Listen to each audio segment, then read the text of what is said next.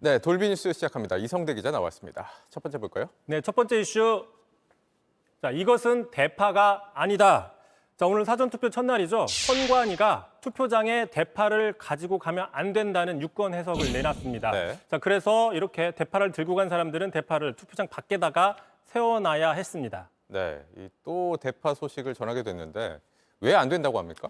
일단 대파 소식의 맥락을 좀 살펴보면요. 지난달이었죠. 윤 대통령이 시장 물가를 조사하면서 이마트에 갔을 때, 이마트가 아니라 하나로마트에 가서 저렇게 이른바 네, 대파 한 단 하나로마트. 875원 발언을 하면서 대파 논란이 촉발이 됐습니다. 네. 자, 그 이후에 이수정 후보가 사실은 한 단이 아니라 한 뿌리다라고 얘기를 해서 더 좀 파장이 커졌었죠. 그랬죠. 자, 그러자 이제 선거가 다가오니까 마침 유권자가 질의를 했는데 선관위에 질의를 했습니다. 그래서 저희가 직접 물어봤습니다. 그랬더니 유권자가 정부에 대한 항의의 뜻으로 대파를 가지고 투표소에 가도 되느냐는 질의가 있어서 안 된다고 대답을 해주고 네. 그 마침 내부 안내사항으로 방침을 공지했다라고 밝혔습니다. 네, 뭐 항의의 뜻으로 대파를 가지고 들어가는 건 안 된다.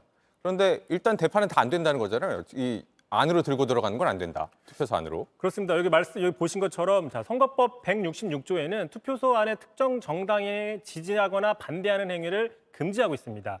그래서 이 조항에 따라서 대파를 들고 가는 행위를 금지한 게 아니냐라는 해석을 할 수 있고요. 네. 자, 실제로 선관위도 대파는 정치적인 표현물로 간주할 수 있다 이렇게 좀 언급한 보도가 나와 있습니다. 자, 다만 대파를 소지한 이유만으로 특정 정당을 지지하거나 반대한다는 행위로 볼 수 있느냐? 이 좀 한계가 있는 게 아니냐라는 좀 반문도 나오고 있습니다. 네, 그러니까요. 왜 그러냐면 마트에 갔다가 장을 보고 왔다가 투표를 하는 경우도 여기에 해당이 안 되는 경우가 있기 때문인 네. 것이죠. 자, 또한 실물 대파는 안 된다 할지라도 유사 대파는 어떻게 할 것이냐? 자, 예를 들어 지금 온라인상에서는요. 자, 대파 그림이 그려져 있는 저런 옷을 입고 가면 출입이 금지되는 것이냐? 네. 투표하러. 또 대파 머리띠를 하고 가면 투표장에 들어갈 수 없는 것이냐? 이런 좀 다양한 논란들이 나오고 있어서 네. 아마 이런 것들에 대해서 각각의 개별의 유권 해석을 선관위가 내려줄지는 두고 봐야 될 것 같습니다. 네. 이성대 기자 말처럼 그냥 장 보고 투표소 들렀을 뿐인데 그리고 대파를 샀을 뿐인데 그렇다고 제지를 당하면 좀 황당할 것 같긴 합니다. 네, 그렇습니다. 일단 그래서 이 주제를 좀 준비하면서 참고로 이 유명한 그림이 있습니다. 초현실주의의 르네 마그리트라는 화가가 그린 앵커도 잘 아시죠? 네. 제목 아세요? 제목이요. 예. 자, 뭔가요? 이미지의 반역이라는 그림입니다. 네. 자, 담배 파이프를 그려놓고 자, 불어로 스시내 빠진 피프. 이것은 파이프가 아니다.